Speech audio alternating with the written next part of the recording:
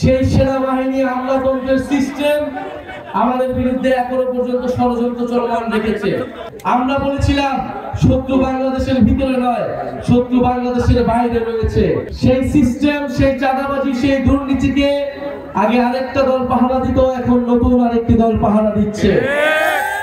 শেখ হাসিনা সরকার যেভাবে ষড়যন্ত্র আমাদের বিরুদ্ধে চলমান রেখেছিল, এই অভ্যুত্থানের পরে সেই একই সিস্টেম, সেই দুর্নীতি মাফিয়াদের সিস্টেম, সেই সেনাবাহিনী আমলাতন্ত্রের সিস্টেম আমাদের বিরুদ্ধে এখনো পর্যন্ত ষড়যন্ত্র চলমান রেখেছে।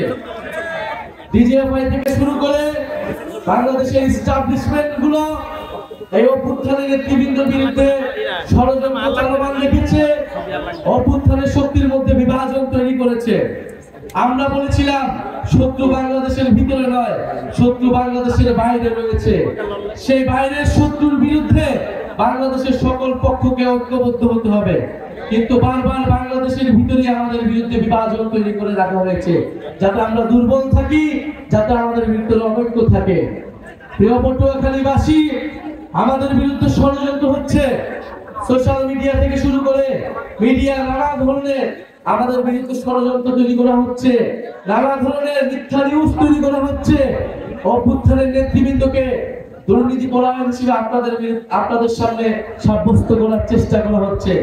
যখন আমরা এই পদযাত্রা শুরু করছি, যখন আমরা প্রত্যেকটি জেলায় যাচ্ছি, যখন মানুষের বাদ ভাঙা উচ্ছ্বাস আমাদের প্রতি মানুষের স্রোতের মতো আমাদের মিছিলে এসে মিশতেছে, তখন আমাদের বিরুদ্ধে তৈরি হয়েছে ষড়যন্ত্র। আপনারা কি সেই ষড়যন্ত্রে বিশ্বাস করেন? আমরা কি সেই ষড়যন্ত্র বিশ্বাস করি?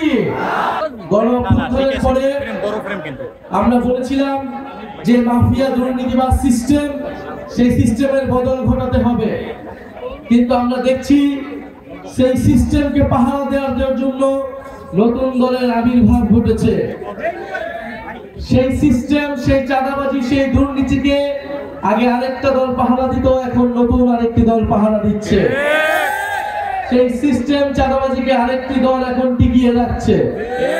আমরা স্পষ্টভাবে বলেছিলাম আমরা শুধু হাসিনার পতন নয়, সেই দুর্নীতি, সেই মাফিয়া সিস্টেমের পতন চেয়েছি।